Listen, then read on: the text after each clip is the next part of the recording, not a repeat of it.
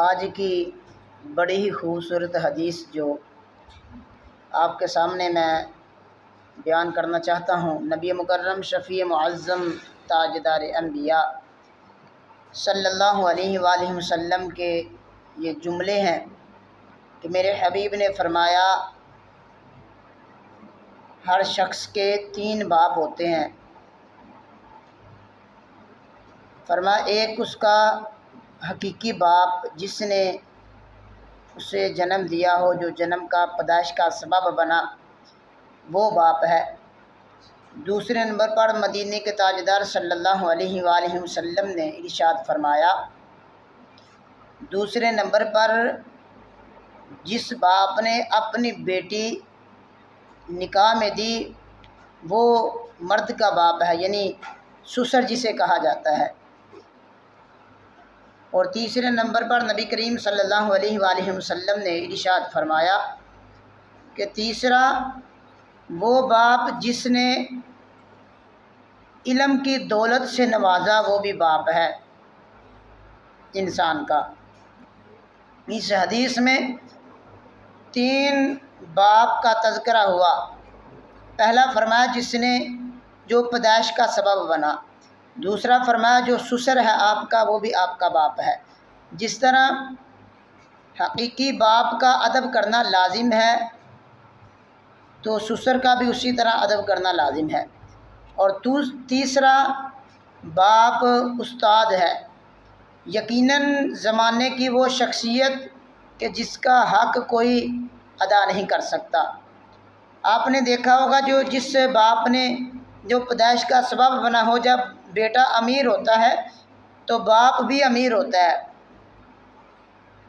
یعنی پیدائشی باپ جو پیدائش کا سبب بنا، جب بیٹے کو اللہ رزق دیتا ہے زیادہ تر ایسا ہوتا ہے کہ ساتھ باپ کی بھی عزت میں اضافہ ہوتا ہے، اسے بھی مال مل جاتا ہے۔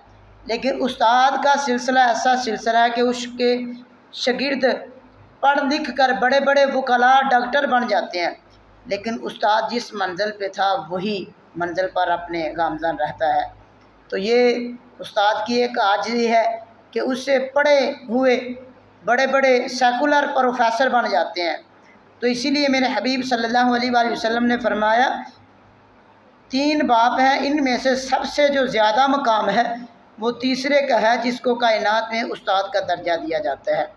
تو آج دور حاضر میں مجھے اور آپ سب کو اس بات پر غور کرنی چاہیے کہ دور حاضر میں جتنا یعنی بے حرمتی استاد کی جا رہی ہے شاید ہی معاشرے میں ہو، وہ اسکول کا ہو، وہ مسجد کا امام ہو، سارا قرآن پڑھنے والے امام سے بعد میں کس انداز میں بات کرتے ہیں اس کا اندازہ نہیں لگایا جا سکتا۔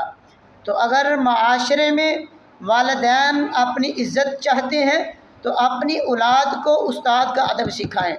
میں نے ایک روایت پڑھی ہے، یہ حدیث تو نہیں، غالباً یہ قول ہے کسی امام کا، کہ ان سے پوچھا گیا کہ والدین کی نافرمانی کا سبب کیا ہے؟ فرمایا جب وقت ایسا آ جائے گا استاد کی قدر کم ہوگی تو اس وجہ سے اولاد والدین کا ادب کرنا چھوڑ جائے گی۔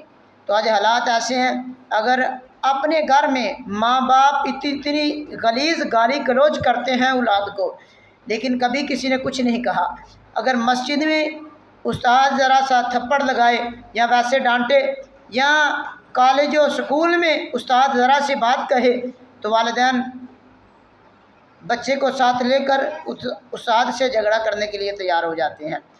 تو اگر چاہتے ہیں کہ ہماری آنے والی نسل ہمارے والدین کا ہمارا ادب کرے تو پھر اپنی اولاد کو استاد کا ادب سکھانا ہوگا۔ اللہ جل جلالہ کی پاک بارگاہ سے دعا ہے اللہ تعالیٰ مجھے آپ سب کو اپنے والدین کا ادب و احترام کرنے والا بنائے۔ وما توفیقی الا باللہ العلی العظیم۔